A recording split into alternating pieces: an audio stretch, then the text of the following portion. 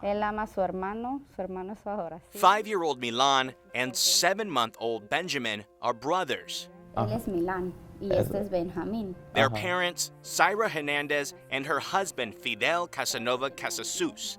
They're a close family who are proud of their blended Honduran-Cuban heritage. Entonces, como para nosotros, For us, es bien importante. that's so important. But a Louisiana law kept them from passing down that pride to both of their sons equally. Mira qué lindo. Sí, ellos dos. A quick look at Milan and Benjamin's birth certificates highlights an emotional choice they were forced to make. Mi hijo mayor tiene 5 años. Es My Milan oldest Levan Milan Casanova. has the last name of Casanova Hernandez, and my youngest Benjamin has the last name of Casanova Casasus. Now, the Latino tradition of taking one last name from the father and another last name from the mother, combining the two for the next generation, is supposed to symbolize unity between both families. Now, Milan was able to do that in this instance, but his younger brother Benjamin was not. Essentially, this problem became a lot more prominent in Louisiana after a state law, Act 434, became law and only allowed the full last name of the father or the full last name of the mother or a combination of both full names for birth certificates. Syra and other Hispanic families that we spoke to say that essentially it didn't allow them to continue their tradition. It's something ridiculous, because we weren't given any options at the hospital. We were supposed to have the last name of the father and join it with the last name of the mother. That's normal for us.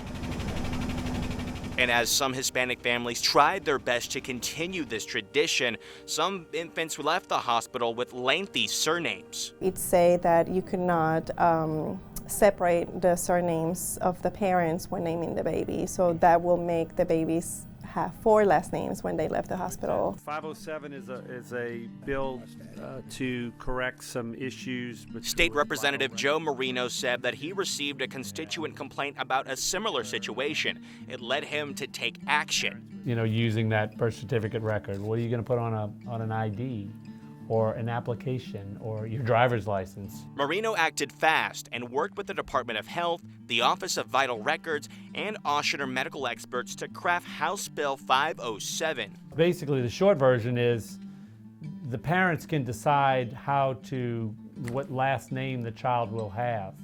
We wanted to clear that up and give the parents the option as well as to how they want to name their child. If they even want to have the hyphenated names or they want to condense it to one name.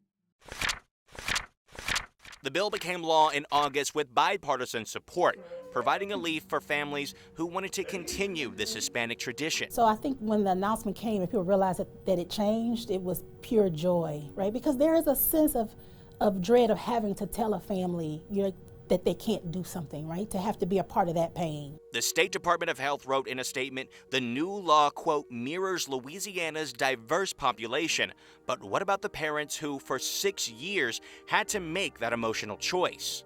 This is your kid, like this is your child. It should be how you want it to be, how it needs to be. It goes on so many different documents, Laura Betancourt is a registered diagnostic medical sonographer in Prairieville. She's open about her own challenges after she and her Honduran husband had difficulty getting her children's last names approved by the Office of Vital Records. In their culture, it basically looked like my daughter was my husband's sister and not his daughter. And also because, I was frustrated because my kids had different last names and, same dad. So it's really weird for them to go into school and having different last names, There's a lot of cultural implications that come with that. Betancourt, like others, worries a few factors could deter families from making a change to their child's last name. You have to go to the court and get a request to change the name, and it's at a high cost. It's an involved process Syra sadly thinks she doesn't want to go through to make sure her second son's last name is the same as her first. I just think it's way too much money.